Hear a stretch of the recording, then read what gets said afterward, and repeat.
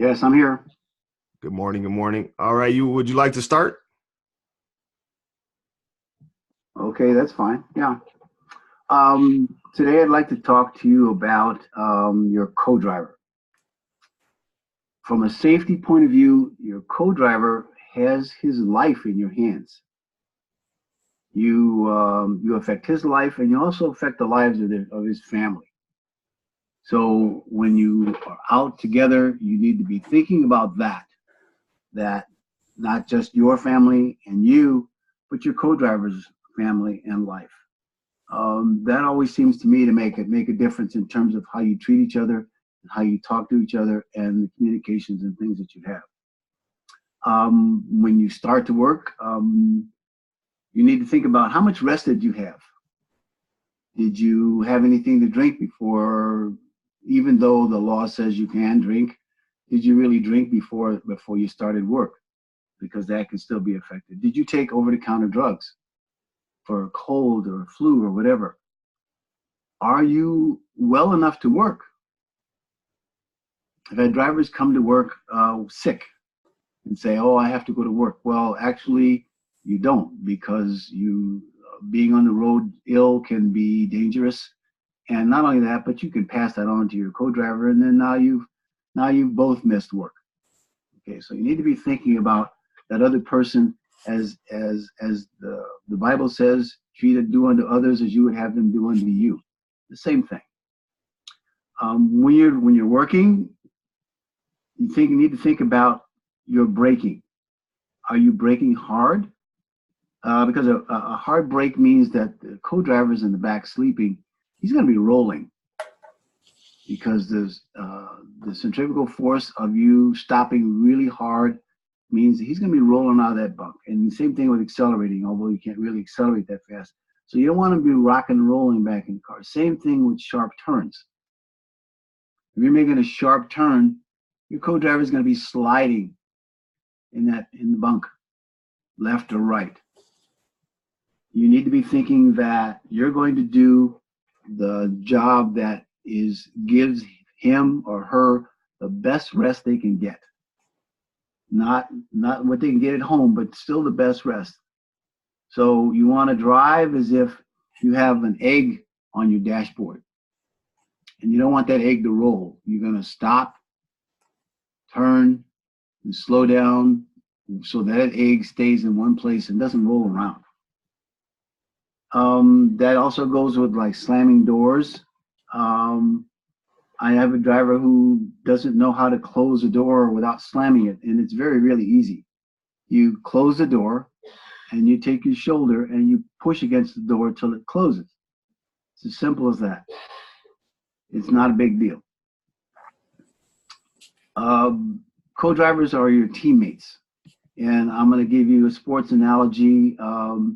You guys probably watched Mexico beat the USA yesterday, and you could see the teamwork that goes on when soccer players play each other.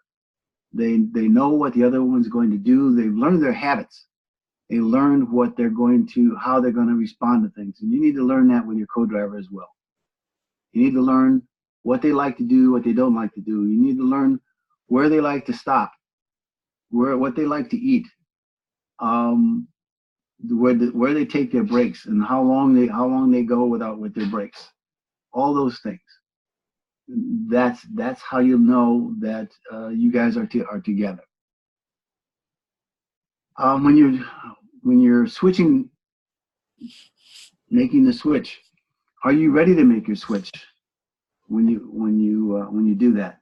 Have you taken the time to make sure that you're up and alert and ready to go, so you're not wasting the co-driver pulls into a stop, you know that you're ready to go, as opposed to having to wake you up and to wait for you to get dressed or wait for you to go get something to eat and maybe take a shower. All of those things need to be worked out ahead of time. The other thing is when you stop, do you do a post trip on your trucks every time you stop?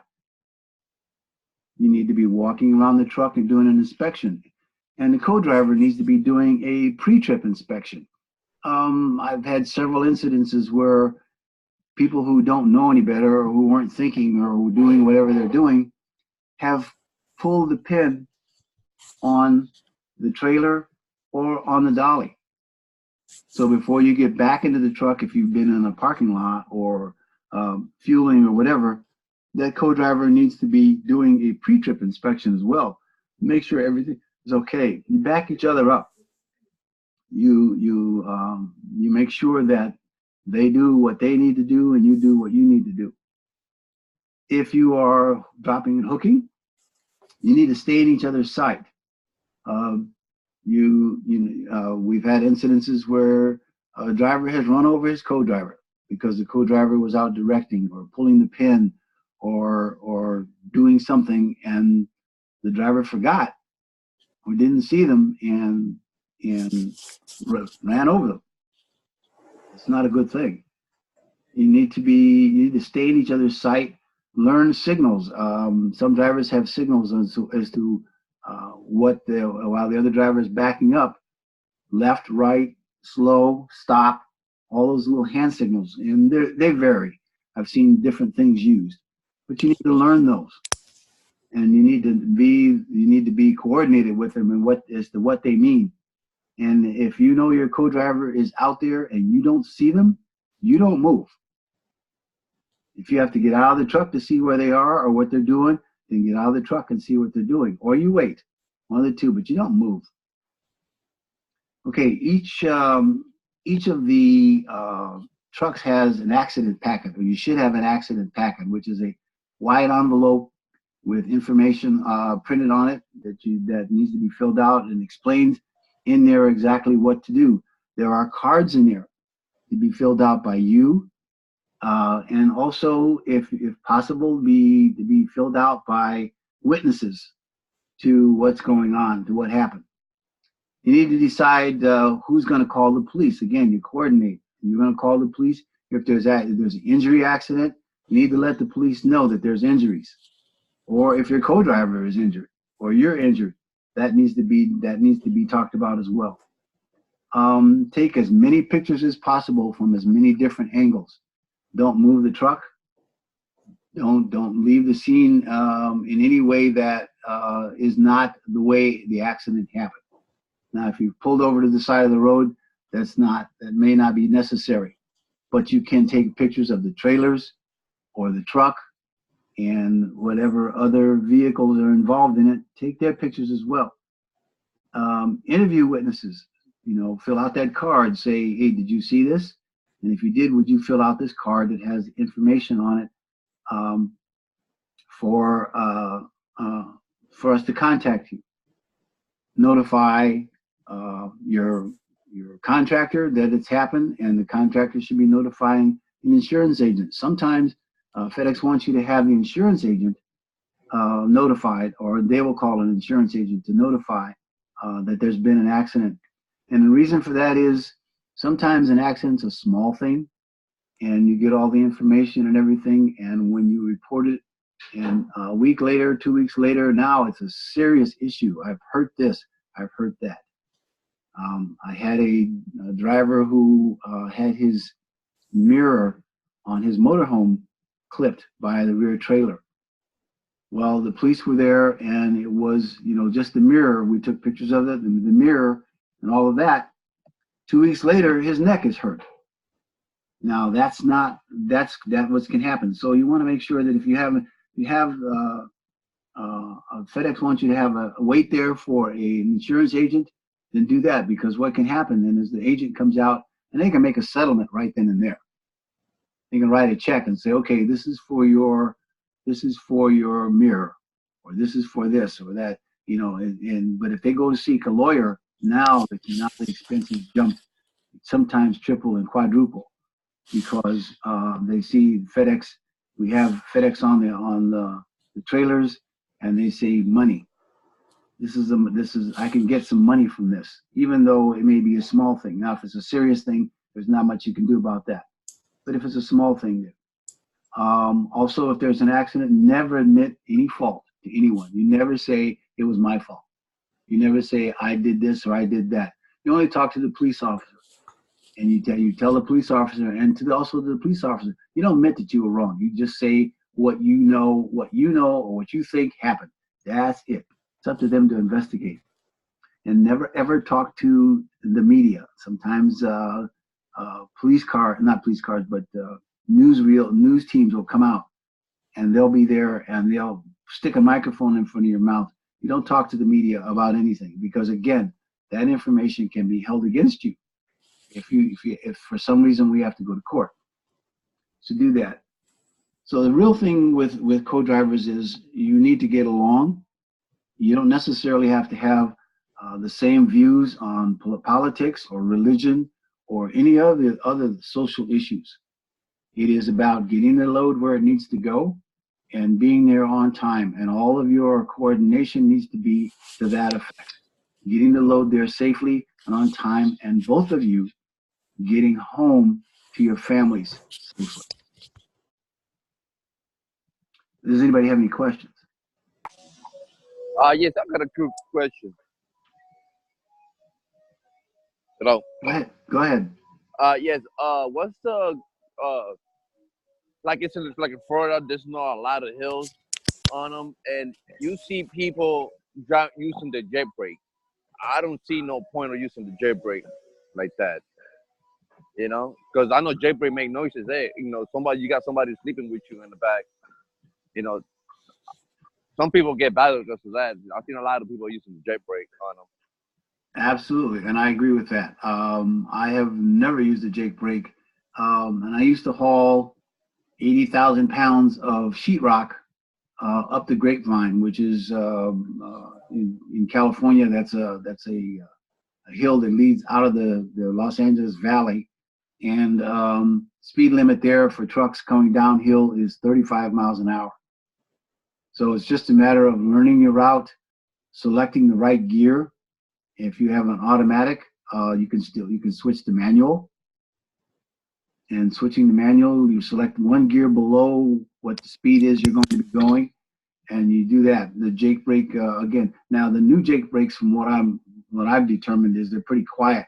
But even still, you don't drive. I know drivers who have driven with the jake brake on, so that every time they take their foot off the accelerator, the jake brake comes on. Well, that again makes the other driver that jerks the truck, the other driver rock and roll in the back there. Right. Yeah. So driving on any kind of road that's not steep, and with the jake brake on, because people just forget and they leave it on, is not a good thing, because again, that's going to interrupt the sleep of the driver, your co-driver.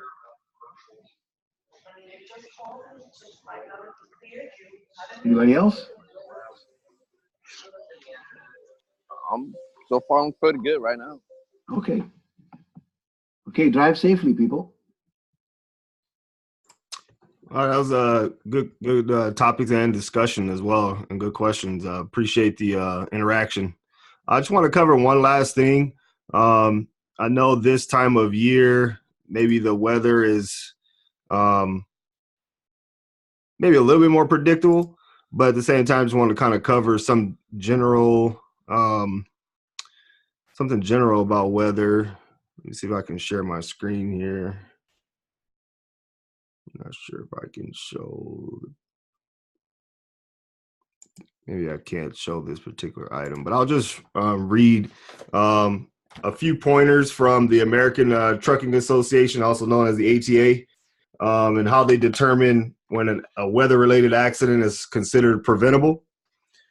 And they have a few points listed here as what they will review in terms of the details of an accident, and it's kind of some information for a driver that you should be aware of to determine, how you should adjust when it comes to changes in weather out there. So I'll cover these few things really quick. An accident is considered preventable if the driver did not reduce speed to compensate for reduced visibility and traction.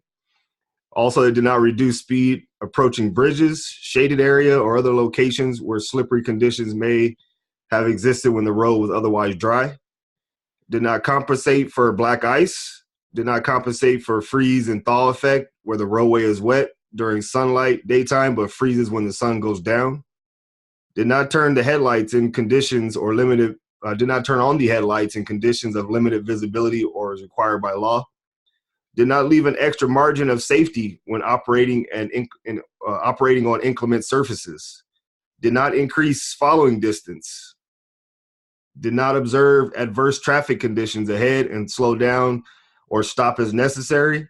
Did not observe adverse conditions and respond as necessary. Did not slow down and maintain control where signs or other warnings were posted. Did not maintain control when driving from a sheltered segment of the road to an open area, and did not adjust or compensate for high winds. So anytime there's a weather-related accident, these are the different things that not just, obviously FedEx, they utilize this guideline as well, but the ATA will look at these different items to determine, did any of the accident that occurred, did it fit into any of these situations, and could the driver have avoided these situations to determine if the driver, if it was a preventable accident or not.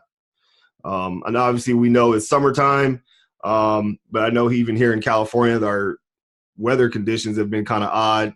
Early in the morning, it's kind of overcast and cloudy, and then it changes over to, where it's hot in the afternoon. I'm sure other parts of the country, it's up and down. One of the other things that is huge, especially in the trucking industry, in my opinion, is the winds and how a driver should adjust and compensate for gust of winds when the wind picks up all of a sudden, or even driving in areas of the country where it's historically windy. You have to be very mindful of that, and whether you avoid those areas if you can in terms of using an alternate route, or in some conditions when it's too windy that you don't feel is safe enough to drive through, the best option obviously is to pull over into a safe area and not drive through those conditions, because rollovers, it happens so quickly and so fast. We even had a situation here locally where even just in a driver got off the freeway and he made a left-hand turn too quickly, and it was a little windy outside as well, and tractor and the trailer flipped over very, very easily when I was reviewing the video. And it's amazing how in a split second something like that can change. And he was probably going 5-10 miles an hour too fast on that turn, and you could see him just lose control. It's always a hard thing to see and witness, especially when you're so close to getting to the station or getting to a customer's location, wherever that might be, and then those situations happen because your guard gets let down. But just remember, even though we're not in the middle of winter, but just remember that weather conditions still play a part all year long, whether it's tornadoes, whether it's, the high winds or things that can happen. Even here in California, we've had earthquakes, and in Nevada, we had earthquakes the last week. Things can change in a split second. So how you react is very, very important to the safety of yourself, safety of your co-driver, and ultimately the safety of the public as well. So keep those things in mind, all the different topics that we covered today. And as we go into another week and continue out through this month, continue to stay vigilant with safety in mind. Aaron? Yes, sir. I'd like to say something in addition to that. I have been on the safety committee and been the vice chairman of the safety committee and the chairman of the accident review committee. And I've gotten a lot of reports, or drivers have said they're contesting whether they were actually at fault or not. And the standard is not whether you're at fault. The standard is, was it preventable? We are professional drivers. You have a Class A driver's license or a Class B driver's license. You're a professional. A professional means that you have to be aware of all the possibilities. You have to be aware of the conditions of the road, the conditions of other people. You have to anticipate what other people may do. That's expected of you. If someone cuts you off and you could have prevented that, you're going to get charged with that. And that's the reason for, and part of the reason is that you've got 60,000, 70,000 pounds. moving down the highway. You're not a vehicle, you're not a car. And so that's why professional truck drivers are held at a higher standard than normal drivers on the road. So if you are going to be a professional driver, act like one and take the precautions, slow down, give people space, let them cut in, do all the things that you, if you were in your car, you maybe would not let them do. But let them do it. Let the crazy people go on and do what they're going to do, and you watch out for them, because that's what's expected of a professional driver.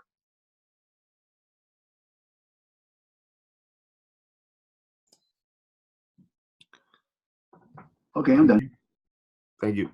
Any other questions or comments from the audience?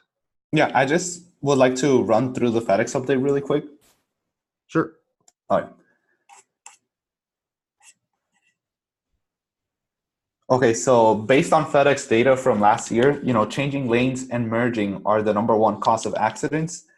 And this is especially prevalent when, other drivers don't want you to merge in front of them. Along with this, we've also had some drivers received, tickets in violation for not knowing how to transfer the ELD data to law enforcement. So please review on how to do that. And moving over to the next point, FedEx now has a vendor that will handle all new licenses and medical cards. So contractors are responsible with dealing with the vendor and providing them all the driver's license and medical cards.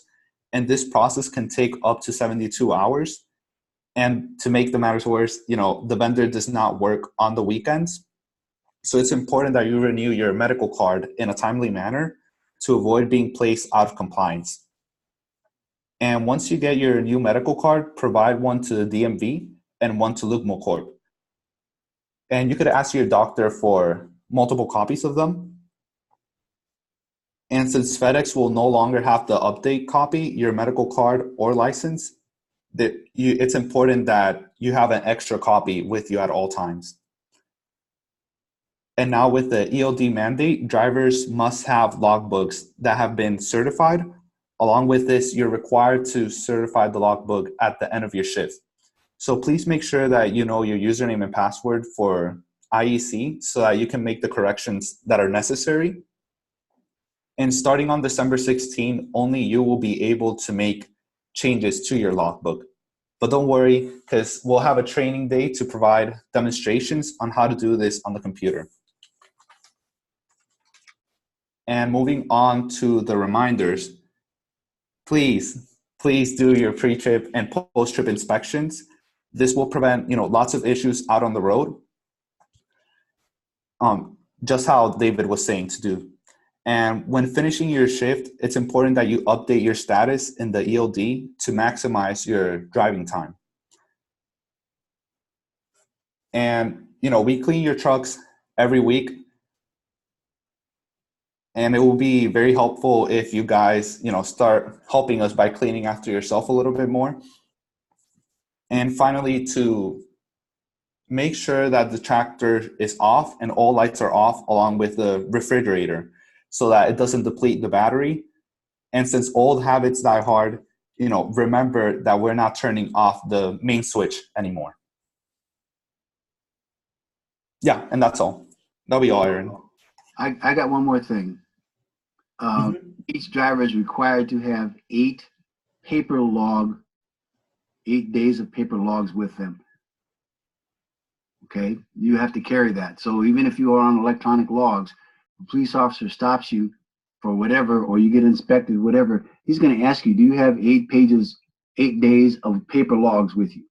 That's required.